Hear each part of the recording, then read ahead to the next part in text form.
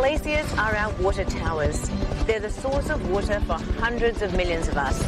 They provide us with water for our towns, our fields, and our power stations.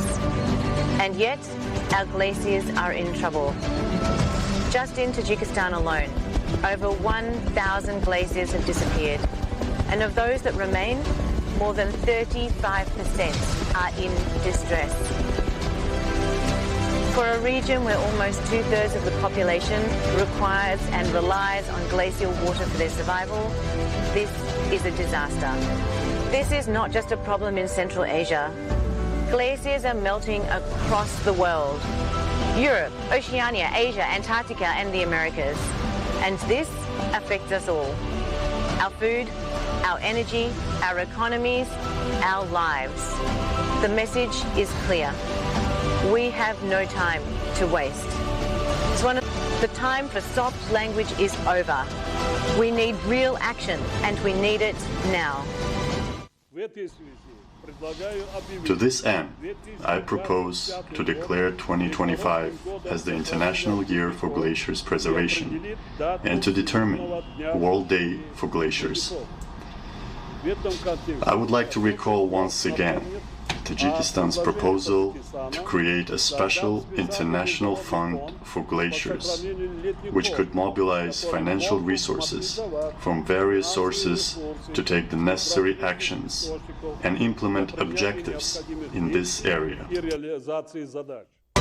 The International Year of Glaciers Preservation in 2025 is our opportunity to focus the world's attention on protecting our planet's glaciers, our water source, from disappearing.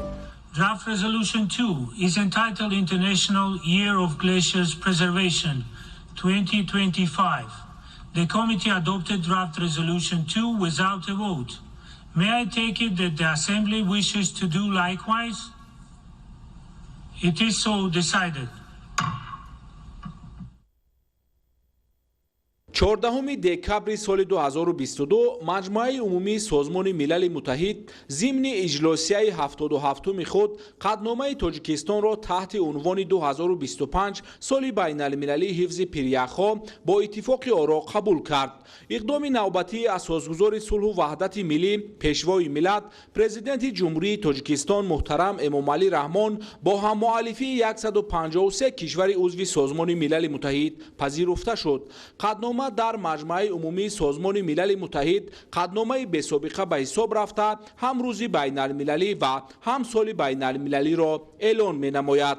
هنوز ماه مارس سال 2021 ضمن نخستین جلسه پیشوایان ائتلاف آب و اقلیم پیشوای ملت پرزیدنت جمهوری تاجیکستان محترم امامعلی رحمان از آبشوی با صورت پریخ‌ها در برابر زیادشوی استعمال آب که با افزایش اهالی و رشد اقتصادی وابستگی دارد و می تواند با عاقبت‌های بغایت منفی آورده رساند تاکید کرده بودند. با نظرداشت این پرزیدنت کشور پیشنهاد نمودند که جهت محاکمه پیوسته مسئله مذکور در سطح بین المللی سال 2025 چون سال بین المللی حفظ پریخ‌ها اعلان کرده شود. در این راستا پیشوای ملت محترم امامعلی رحمان پیشنهاد نموده بودند که روز بین المللی حفظ پریخ‌ها معین گردیده بنیاد مخصوص بین المللی حفظ پریخ‌ها تأسیس داده شود. در اساس قطعنامه قبول گردیده پیشنهادهای پرزیدنت محبوب کشور محترم امامعلی رحمان از جانب کشورهای عضو سازمان ملل متحد همه‌جانبه دستگیری یافته 21 مارس چون روز بین المللی حفظ پریخ‌ها سال 2025 چون سال بین المللی حفظ پریخ‌ها اعلان گردیده فوندی با اعتماد بین المللی برای سهمگذاری به حفظ پریخ‌ها در نزد سازمان ملل متحد تأسیس داده می شود. همچنین سال 2025 کنفرانس بین المللی عاید به حفظ پریخ‌ها در شهر دوشنبه برگزار کرده خواهد شد. قطعنامه نامبرده از اهمیت پریخ‌ها چون جزء ترکیبی دوره هیدرولوژی گفته تاثیر جدی آبشوی با صورت آنها را به اقلیم، محیط زیست، سلامتی انسان و رشد استوار تاکید میکند. اینچنین در قطعنامه آمده است که تاثیر گرمشوی جهانی باعث کاهش گسترده کریاس биосфера шуда, дар натиҷа устуворӣ дар минтақаҳои баландкӯҳ кам шудааст. ин омил ба паст шудани маҳсулоти маҳаллии кишоварзӣ, афзоиш ёфтани норасоии об ва баланд шудани сатҳи миёнаи баҳр мусоидат карда истодааст. تعداد زیادی هم‌مؤلفان قدنامه بار دیگر از آن شهادت می‌دهد که جامعه جهانی به تشبس‌های جمهوری تاجیکستان و سهم آن برای حل و فصل چالش‌های جهانی اعتمادی کامل دارد.